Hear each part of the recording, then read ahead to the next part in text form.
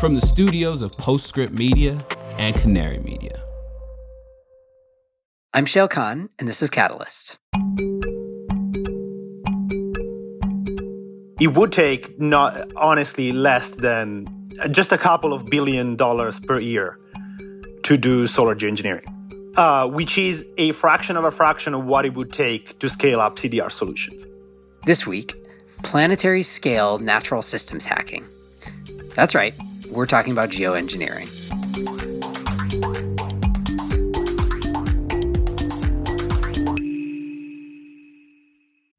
Let's face it, environmental news is often very depressing. That's why we focus on solutions on this podcast. But still, the climate crisis looms large. Rising temperatures, mounting pollution, environmental degradation, they're all warping the planet. And for a lot of species, including us, things don't always look so great. But the story doesn't end there. Every Friday, Living Planet, a show from Deutsche Welle, takes you behind the headlines to figure out what's happening and how we'll get through it. It'll also help you make better choices for a healthy planet and find space to reconnect with the beauty and wonder of the world around us. You can find Living Planet wherever you get your podcasts. I'm Shail Khan. I'm a partner at the venture capital firm Energy Impact Partners. Welcome. Okay, so for a long time, the term geoengineering has basically been a swear word in certain circles of the climate community. Anytime somebody prominent would mention the idea of a large-scale intervention to counteract climate change, they would get enormous pushback. Here's an example from last year. As a headline in response to a New York Times op-ed that was making the case for geoengineering. The headline is, "Geoengineering, we should not play dice with the planet." But I suspect the tide is starting to turn just a bit on this topic for two reasons. First, with each passing year and each new IPCC report, it becomes clearer that some of the worst effects of climate change are coming for us, even if we move as fast as we can to cut our new annual emissions to zero. From that same New York Times op-ed by David Keith from Harvard, he said, and I quote, "Eliminating emissions by about 2050 is a difficult but achievable goal. Suppose it is met. Average temperatures will stop increasing when emissions stop, but cooling will take thousands of years as greenhouse gases slowly dissipate from the atmosphere. Because the world will be a lot hotter by the time emissions reach zero, heat waves and storms will be worse than they are today. And while the heat will stop getting worse, sea level will continue to rise for centuries as polar ice melts in a warmer world." He says, stopping emissions stops making the climate worse, but repairing the damage, insofar as repair is possible, will require more than emissions cuts. So reason one is just the increasing recognition of the need. Reason two is the recent rise to prominence of the idea of carbon removal, or CDR, which we've talked about a bunch on this show already, and I think is a subset of geoengineering, albeit not the one that most folks think of. We're already talking about hacking the biosphere when we talk about adding alkalinity to the ocean or building engineered machines to suck CO2 out of the air. To think about adding sulfuric, is it really so much of a further step to think about adding sulfur to the stratosphere or whitening clouds over the ocean? I'm not sure that it is.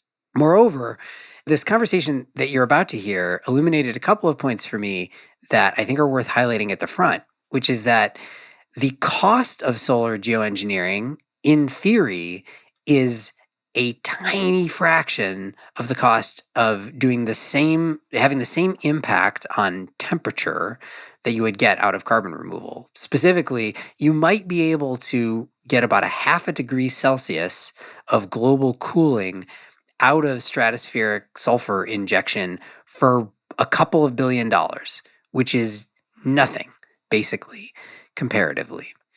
On the other hand, it raises these enormous questions around ethics and governance. For example, if you can do it for $1 or $2 billion, then almost anyone can do it. And what happens when that becomes a reality? So these are really big questions, but I think we need to be talking about them as we talk about deep decarbonization and increasingly just facing them head on rather than trying to avoid the conversation in the first place. So I wanted to have a good conversation about what is the technology theoretically behind solar geoengineering. What do we know and what don't we know? And so that's what you're about to hear. To help illuminate some of these questions, we had Dr. Dan Visioni, who's a climate modeler and a research associate at Cornell's Sibley School of Mechanical and Aerospace Engineering. And as you will hear, spends all his time thinking about these questions. Here's Dan. Dan, welcome. Hello, and thank you for having me.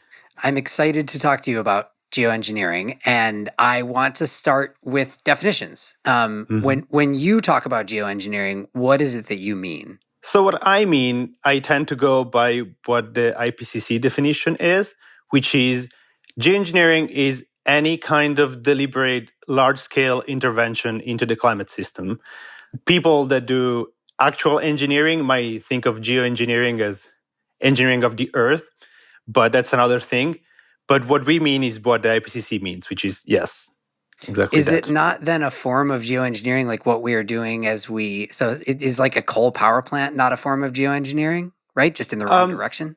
Some people like to argue that, but the key word is deliberate, right? So yes, we know coal plants, and in general, all of our activities affect the climate, but they affect the climate as a byproduct of other things that's happening. Geoengineering would be the deliberate attempt to change the climate in some ways. Got it. Okay, and then we should talk briefly about a subset of geoengineering by that definition that we are not going to spend a lot of time on today, which is sort of the world of carbon removal that has gotten a lot more attention recently. This could be direct air capture or some of the nature-based solutions, BECCS, all these different things. That qualifies as geoengineering by your definition, right? Yes. Again, it depends on who you're asking, but by my definition, it does. As all of these that you've mentioned, whether it's kelp, direct air capture, BECCS, ocean CDR, even the ones that are called nature-based solutions, they all have a direct effect on the climate. That is not just, in most cases, is not just the removal of CO2. Right. Okay. So that is, we'll call it part of geoengineering, but not the part that most people probably think of if they've heard about geoengineering and they want to talk about it. What they mostly are thinking of, I think, is what we call solar geoengineering, right? Yes, exactly. It's the idea that we can intervene on the solar radiation that is incoming on the planet. Okay, so I want to mostly talk about what solar geoengineering is, the various ways we could potentially do it, and what we do and don't know about those options that may be in front of us. But maybe at first start with what is the high level premise here? What would we be doing with solar geoengineering, and what would be the purpose of it? Right. So the observation, the data that we have now, what we see is that the solar radiation comes in, it warms the planet. The planet then tries to be in equilibrium with the rest of the universe. And so it radiates back part of the energy that it absorbs from the sun. But the high amount of CO2 means that too much of the radiation that's supposed to escape stays in the system. And so the planet warms more. So the idea is that while the only way we can fix that is by reducing the amount of CO2 that is in the atmosphere, there's no doubt about that. But we know, and all the people that do carbon dioxide removal, we happily admit that takes time and effort and scaling things up so that they make a significant dent in the amount of CO2 that they remove. That is going to take time. So the idea is there something we can do at a much faster scale? So can we intervene in the solar radiation that is incoming? Can we reduce that by a little bit? We don't need incredible amount. It's not a perceivable amount. We're talking less than a fraction of a percent.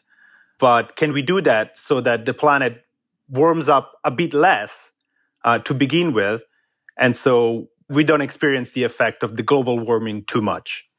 Where would you say we are in the trajectory of scientific discovery around solar geoengineering? Are we at this makes sense theoretically on paper stage? Have small scale experiments been tested? Have we actually done it anywhere? Like, where are we in that path? So there are absolutely no small scale or large scale experiments going on anywhere on the planet. There are a few proposed. Harvard has a very tiny amount of material they proposed they would inject just to observe what would happen to the initial plume. There are some experiments proposed in Australia. We're going to talk about that maybe a bit more later.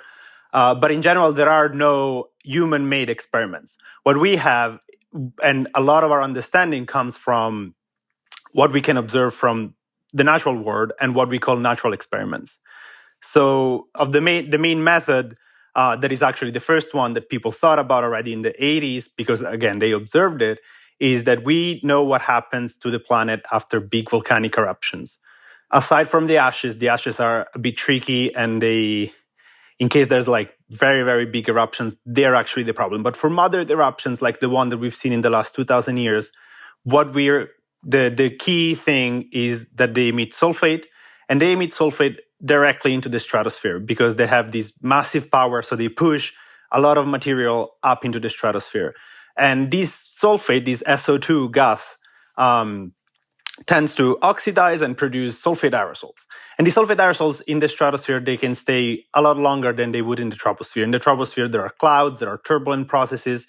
So whenever we emit SO2 from the surface, the sulfate aerosols tend to fall down pretty quickly.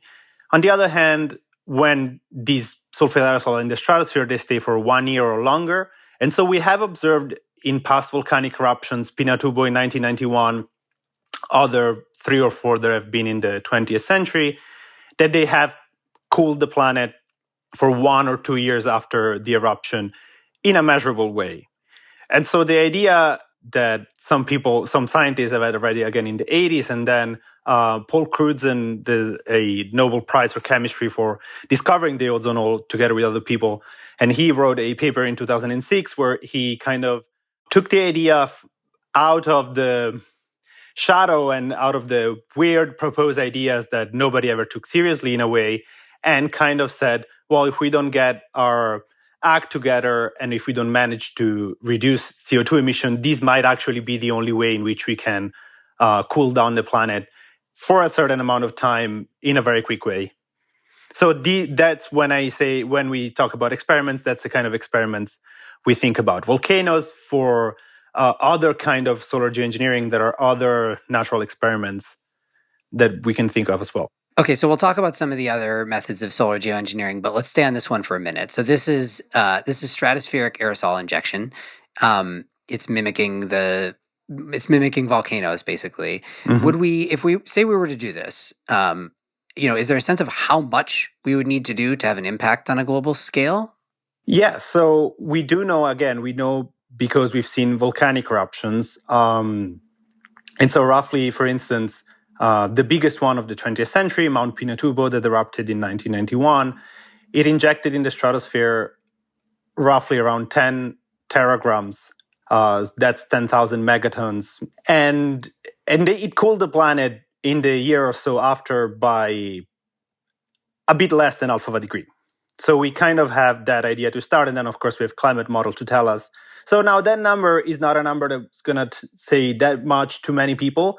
But just to give you an idea for comparison, so anthropogenic emissions, so man-made emissions of sulfate from the surface, from a lot of activities emit sulfate, they stand at around now maybe 70 teragrams of SO2 per year. At the peak, before the US and Europe had Clean Air Acts, it used to be even over 100. So with a fraction of that, we could cool the planet considerably, again, because of the difference in the lifetime of the aerosols compared between the moment in which we inject them from the surface or when we go all the way to the stratosphere to inject them. So, right. So what you're saying is basically like one large volcano's worth could potentially cool the planet by half a degree. Per year, yes. Per year, right. So this is the next question. So then if we do that, do we then have to keep injecting the same amount into the stratosphere annually, because otherwise it achieves nothing? Well, I mean, first of all, also the big difference that we would need to imagine is that we wouldn't just dump the same amount of Pinatubo did all in the same day. Actually, Pinatubo did in less than 6 hours. We would do it spread out day by day in different locations, so it would be different. And so the moment again, there are for now no proposals to start these anytime soon, but if we were to start it, one could imagine that there would be some time where we start injecting the first days, an amount that is really, really tiny compared to the background sulfate concentration, and we could learn a lot. So if there were things that we, for some reason, have missed in our research, we would still have time to learn them at the beginning before it has any climatic effect. But then once we were to do it for long, once we were to keep it up for a couple of years or more, and so we actually have that cooling, then yes, of course, interrupting the injection immediately would just bring us back to whatever temperatures we would have without it. So if we think that we want to stay below 1.5 and so do this, then we would have to keep it up until the concentration of CO2 would allow us to phase it out, because just we don't have that need anymore.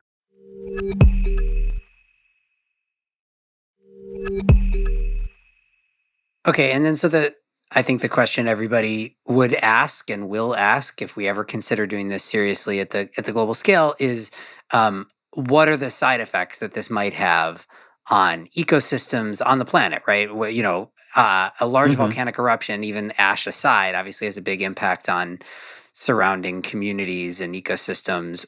What do we know and what don't we know about what would happen if we injected sulfates into the stratosphere? Right. So the first thing to keep in mind that is absolutely central is that by cooling with this method or with any methods, we would not be just turning back the dial of time to a time where there was less CO2, because the sulfates do cool differently than the CO2 warms. And even if maybe we can try and get it as close as possible, there will still be differences. So we wouldn't have the same climate that we would have if we hadn't emitted all that CO2. So the first kind of, not even side effect, but the first kind of things that we would see is, of course, a climate that does not look exactly like the one that we deem safe. It might still, and it probably is still going to be better than not doing, that letting the warming just keep unchecked. But it wouldn't be the same. So, of course, we would have to, and there's a lot more that we need to understand when it comes to regional changes. So what would happen to regional precipitation, especially in regions where the seasonal cycle of precipitation is very important for agriculture. So, for instance, over India, the monsoons over Africa. So one of the big things is to really understand much, much better exactly what kind of a different climate we would have. We would have a climate that globally is cooler. We have no doubt that the sulfate would cool the planet. But we are not yet, our models are not there yet. We're not sure yet about what the precise regional outcomes would be. And then but precipitation or local temperature changes is just a tiny bit. Of course, there's so much more. The sulfate in the stratosphere would react chemically, and so it would interact with the ozone layer. This is a thing that we're studying a lot. We have models with fully coupled stratospheric chemistry where we're trying to understand what would happen. And based on what we've seen with previous volcanic eruptions, we know that the depletion of ozone wouldn't be catastrophic. It would probably be around plus or minus 5% of what it is now. But still, it's a thing to keep in mind. And then there are many, many other things that we still need to study. So as you said, ecosystems, what would happen? So we have an idea of what would happen, or what happens when the sulfate gets deposited down, because again, there's plenty of sulfate going around on our planet, but there are areas where right now there isn't that much deposition of sulfate. So for instance, at very high latitudes, there are no sources. So there isn't that much deposition. And so if we have these thin layers in the stratosphere that eventually would come down, it would deposit in different areas from the place it is deposited in now. Having these aerosols, it would also change what we call the ratio of direct to diffuse radiation. So normally, not all the sunlight that reaches the surface comes exactly directly from the sun as a straight ray. There are particles in the atmosphere already, and so a part of this radiation or clouds, and a part of this radiation gets diffused. So it arrives to us in a bit more diffused way, which means that it's actually more penetrating. So plants react differently to diffuse to direct radiation by having this constant layer of aerosols in the stratosphere. We would shift a bit that ratio. And so we still need to understand what would happen to ecosystems, what would happen to net primary productivity in forests, for instance. So there's plenty of things and impacts. What would that do to agriculture, and cascade impacts to all of that? So obviously a lot of big open questions around that. I think we'll come back to a little bit later, sort of how you think about this at the higher level from an ethics perspective and how we should think about solar geoengineering, when we need to start really doing it and so on. But I do want to run through the other possibilities, right? Because stratospheric aerosol injection is one among a number of different options. So let's talk about some of the others. Explain cloud brightening or marine cloud brightening. Right. So this other idea came from another, well, not really natural experiment, but looking at just ship tracks. So whenever you have very big ships going through the ocean, you can see the track that they leave, again, because they emit particles as well. And so what these particles do over the ocean in the very low levels of the atmosphere is that they sometimes, not always, but they sometimes make it more likely for clouds to form. So these marine clouds, those are very thick, white, fluffy clouds that tend to reflect a lot of the solar radiation.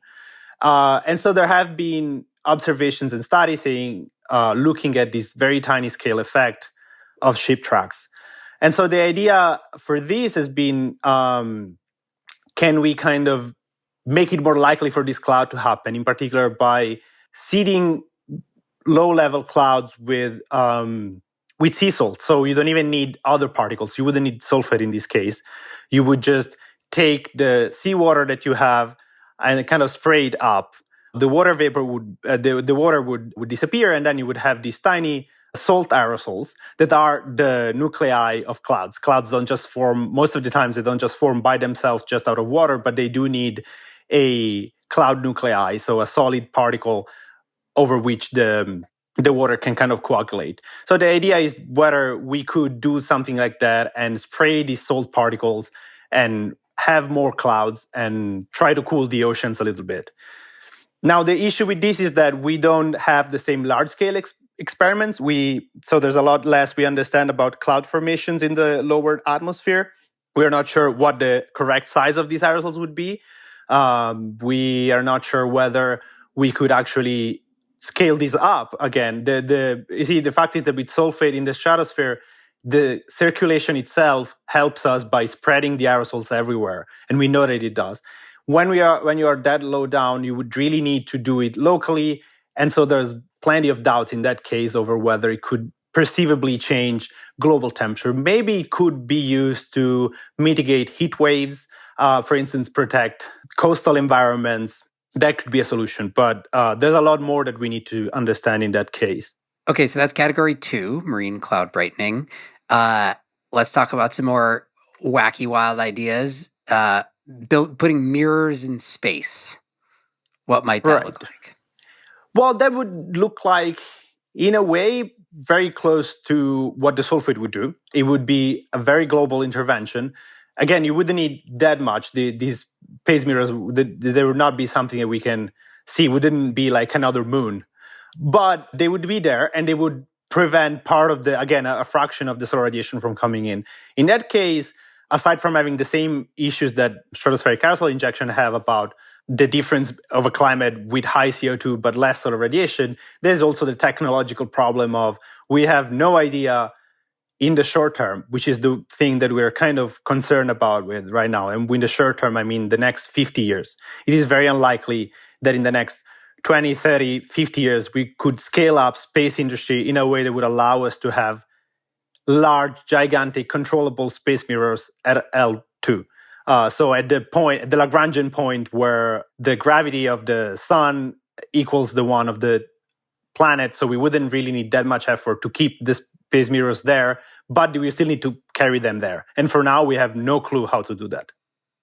This is one that feels to me like it's directly out of a movie, right? Like there's plenty. Some apocalyptic climate change movie where it's almost like Deep Impact or Armageddon, only instead of a meteor coming to hit the planet, it's climate change, and the solution is to build the world's largest mirror and then place it in space. Right. But actually, I mean, to your point, like, I guess what it carries, it sounds like it carries the benefit relative to stratospheric aerosol injection that, like, the sort of ecosystem impact stuff, not as much of an issue. We're not injecting new particles into the stratosphere. We're just reflecting solar radiation from the sun, right? So it's just, if we just need to know how to build the mirror and put the mirror up there.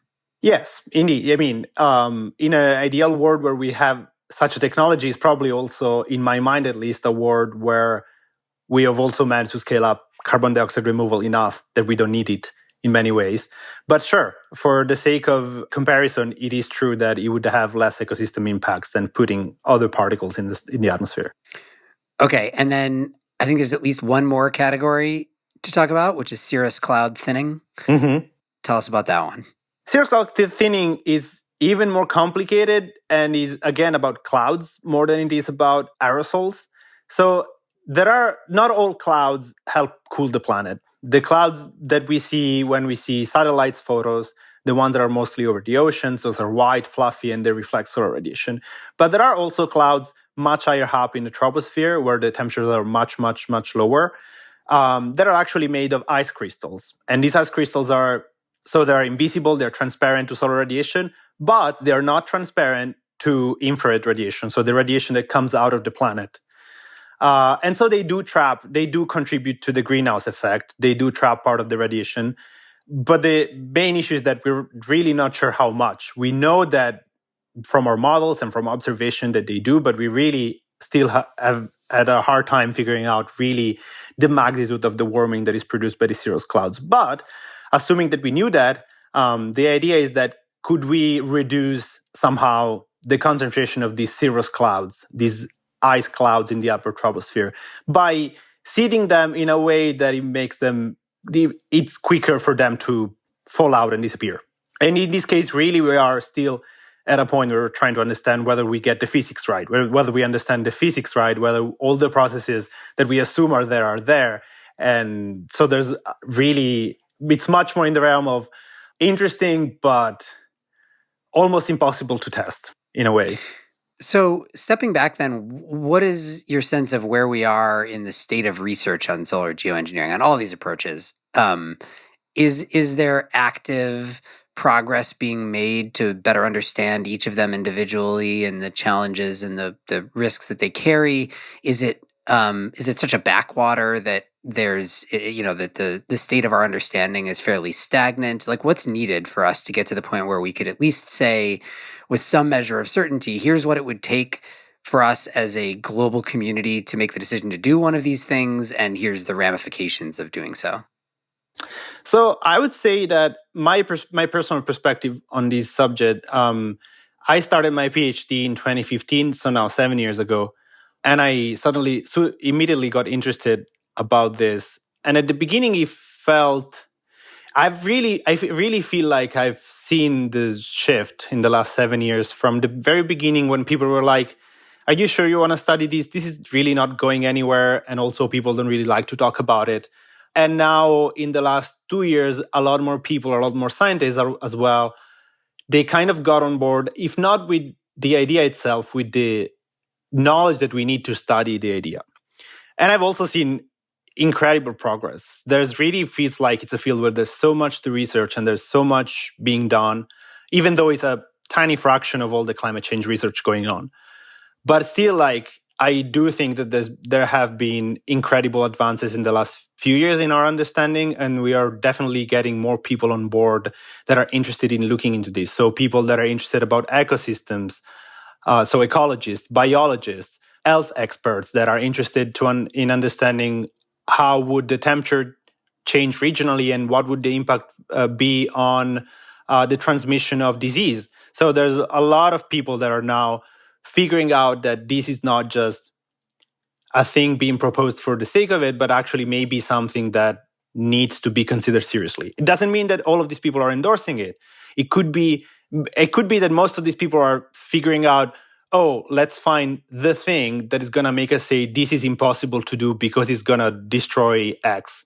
But for now, I would say that actually we have an enormous amount of information right now about the effects. Doesn't mean that we know everything, but we do know a lot about what the effects would be, what the impacts would be on stratospheric dynamics, on the circulation of the atmosphere, on various aspects of chemistry. And we're starting also to work a lot more on the ecosystem response. So I would say that there's a lot going on. And you mentioned a lot of people just haven't wanted to talk about it. I think just to confront that head on, there's definitely a perception out there. There has been historically, at least, that like it's a bad idea to really even seriously put time and effort and money into solar geoengineering, because in some ways it's because one of these like unknown risks to ecosystems and so on, but two, because it's a distraction from the work we really need to be doing in the near term, which is mitigating emissions and potentially removing emissions. How do you think about that? How do you think about the sort of the governance and ethics questions around solar geoengineering?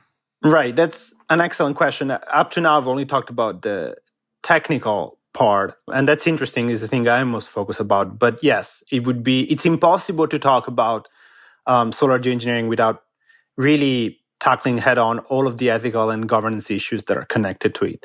And so, yes, there are people that think that even talking about it is a bad thing because it's going to make us less likely to mitigate. Personally, I respect the people that think that this is the case. I disagree. Otherwise, I wouldn't be studying geoengineering. And mainly because in a way, we do have to, and even the people that are opposed to it, we all recognize that over the very short term, there isn't that much we can do. I mean, in the sense, there is a lot that we can do in terms of mitigation. And that's where most of our efforts should be. More than 99% of all of our efforts should be over mitigating, emitting as little as possible.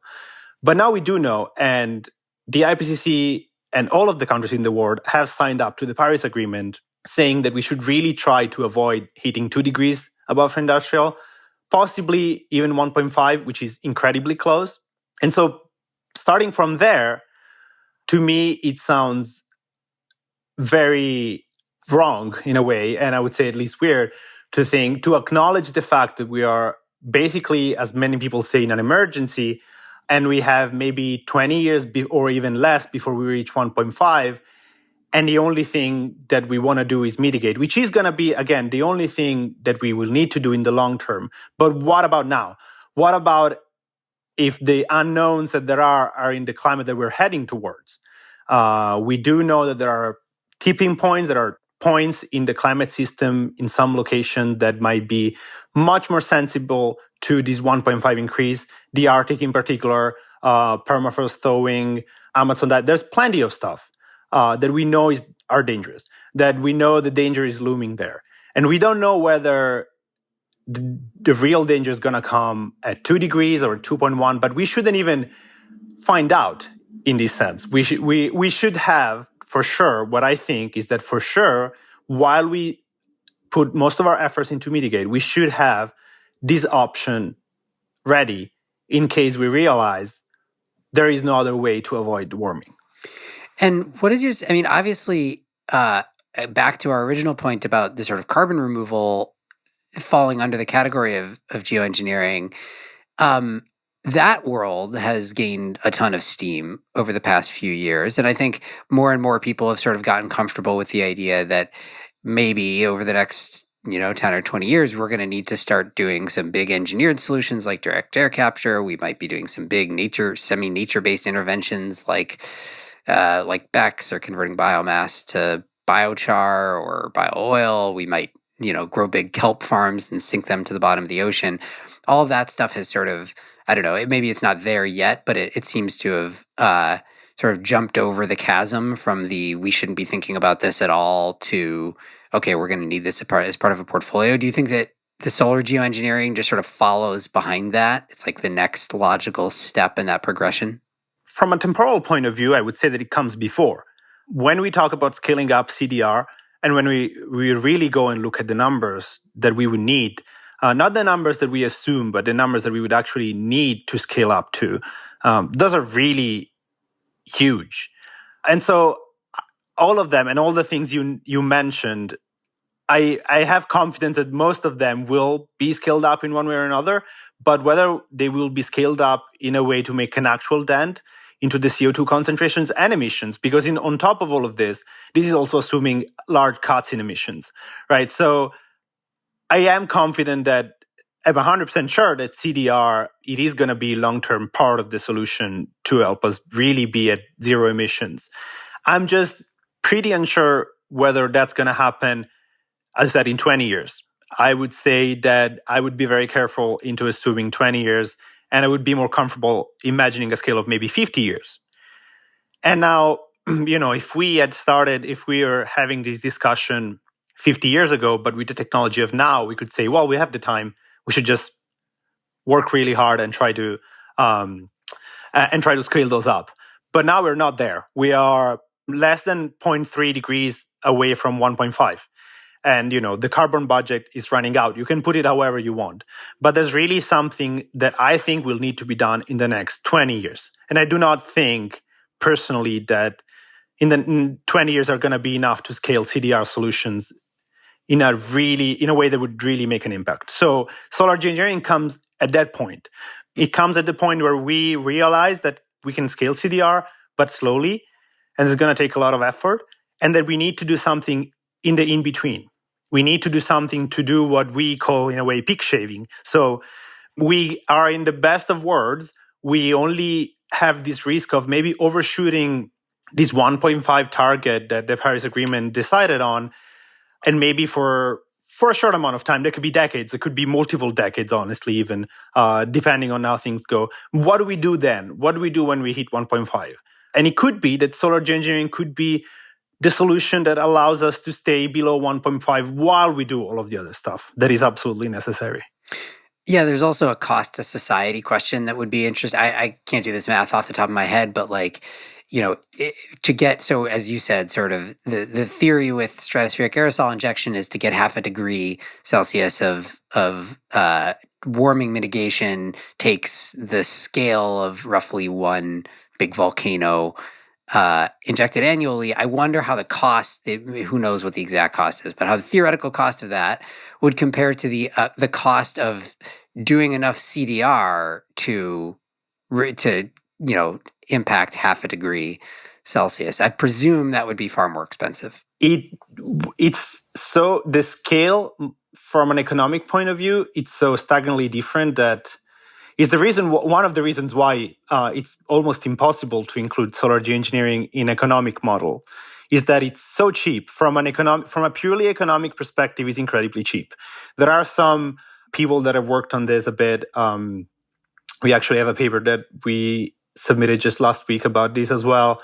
But when you look at the estimate, it would take not honestly less than just a couple of $1 billion per year to do solar geoengineering, which is a fraction of what it would take to scale up CDR solutions. So it's really not about the cost. At least it's not about the direct cost. Okay, this is just talking about the direct cost of bringing the sulfate up with planes and dumping it there.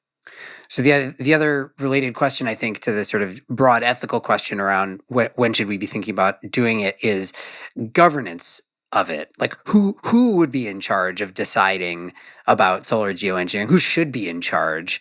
And how do we even conceptualize something like that? Mm-hmm. Yes, absolutely. There's a lot of agreement over the fact that the governance part is actually the hardest part when it comes to solar geoengineering.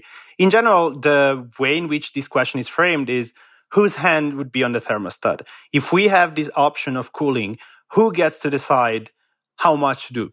And it could be that different parts of the world would benefit from different amount of cooling. We have some studies looking at that, right? And so how would it work? How would an international agreement work? What kind of international framework would allow this to work?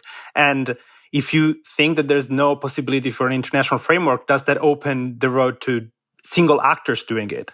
So there is definitely, and whenever we say we should consider doing it, or when we use we, it's really, we should put a lot of care into defining who is this we, right? So who gets to speak their mind? Who gets to have an opinion? Is it just countries? Is it populations? We know that countries usually tend to overlook some parts of their own citizens. So how do we make sure that whenever we do something, again, deliberate, that we've never done before, that it is done in a way that takes as much feedback as possible and leaves everyone better off than they would be without it? Yeah, that seems like a key question. Again, back to the economic point. If it only costs a couple $1 billion to do this, that's not very much for lots of different actors. And you could easily imagine some rogue actor just deciding, oh, well, I'm going to solve this problem myself and inject a bunch of aerosols into the atmosphere. And so without global international cooperation on the solution set, this feels like that's where there's real risk of things going awry. Right, absolutely. There's a lot of interesting work being done from sort of the game theory point of view into really understanding we are an interconnected world. We're kind of seeing how hard it is for just a country to do something that every other country finds despicable. And so this could be another one of the things where it is maybe unlikely that a single actor could do it because, as one reviewer once pointed out to me, you can shoot the planes out of the sky.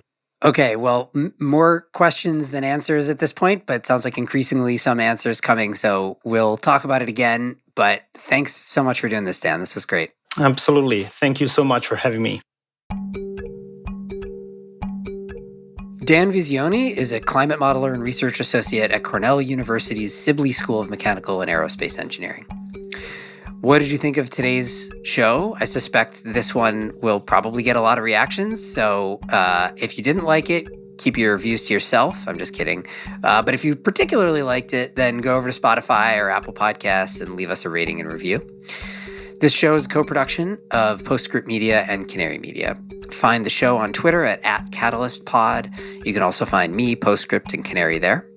If you want to know more about today's topic, and in particular, if you want to read a primer on solar geoengineering, head over to canarymedia.com for links and more info. Postscript is supported by Prelude Ventures, a venture capital firm that partners with entrepreneurs to address climate change across a range of sectors, including advanced energy, food and ag, transportation and logistics, advanced materials and manufacturing, and advanced computing. And I will note that solar geoengineering is not on that list currently. What's up with that, Prelude? Get at me. This episode was produced by Daniel Waldorf.